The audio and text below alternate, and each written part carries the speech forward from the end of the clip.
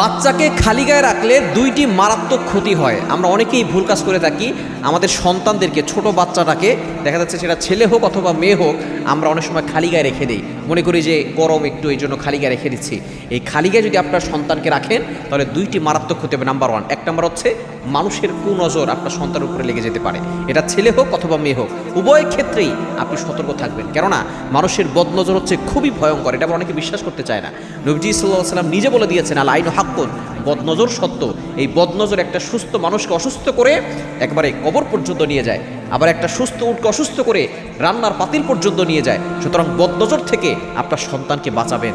আপনার সন্তান যাতে করে বদনজর না লেগে যায়, এক্ষেত্রে অবশ্যই আপনি লা হাওলা ওয়ালা কুওয়াতা ইল্লা বিল্লাহিল আলিয়্যিল আযীম পরে ফু দিবেন এবং তার গায়ে পাতলা হলেও কিছু কাপড় দিয়ে রাখবেন। এবং বিশেষ করে যখন ঘুমাবে তখন অবশ্যই আপনার সন্তানের গায়ের উপরে পাতলা হলেও কিছু দিয়ে রাখবেন। যতই গরম হোক আপনি খালি গায়ে রাখবেন না। এবং দ্বিতীয় নাম্বার হচ্ছে জিনের বদ আসর আপনার সন্তানের উপরে করতে পারে। এই দুইটা মারাত্মক ক্ষতি আপনার সন্তানের হবে যদি আপনি খালি গায়ে রাখেন।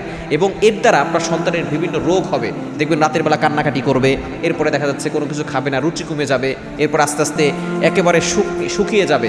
এগুলো হচ্ছে বদ নজরের কারণে হয় এবং জিনের বদ আসরের কারণে হয়। এই জন্য এই বদ নজর এবং বদ আসর থেকে বাঁচার জন্য আপনার সন্তানকে কখনো খালি গায়ে রাখবেন না, তাহলে কিন্তু সন্তান অসুস্থ হয়ে যাবে।